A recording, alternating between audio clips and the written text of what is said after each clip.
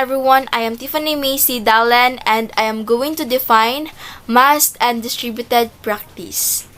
Researchers use this term massed practice and distributed practice in a general way to distinguish practice distribution schedules rather than assign specific amount of time, which would allow for more objective definition for this term. The best way to understand this term is to know that each involve an active practice or work time and each involve a rest period. The term massed and distributed are typically defined in relation to each other.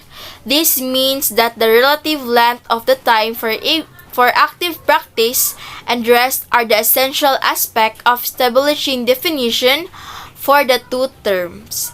As typically used, a mass practice schedules involve longer active practice or work time and shorter rest period than a distributed schedule.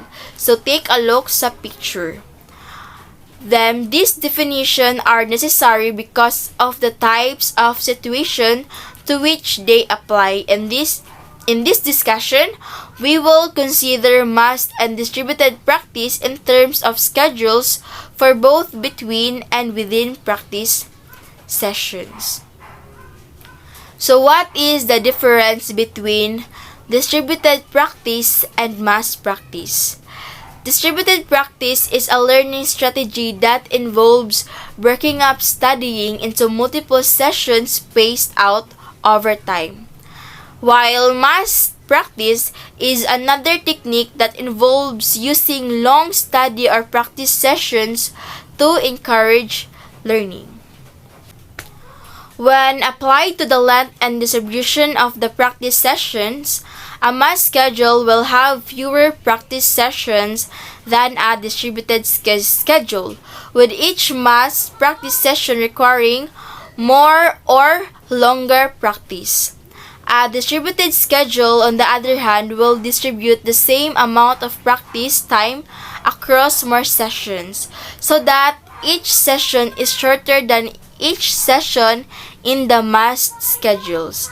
The distributed practice session must be extended over a longer period to achieve the same total amount of practice. When this term applied to the scheduling of practice within sessions, the focus is on the relative amount of time for the active practice for a trial and the rest between trials.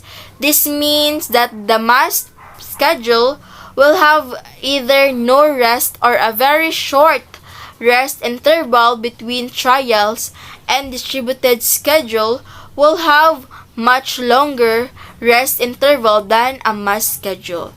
Researchers tell us that there are two main ways that students study. The first is called mass practice, which describes studying that is done less frequently but for a large period of time. Essentially, this is the scholarly term for cramming. The opposite of mass practice is the learning system called distributed practice. While a mass practice involves studying the material in mass, the distributed practice describes a more spaced out method where you study intervals over time. And that's all. Thank you.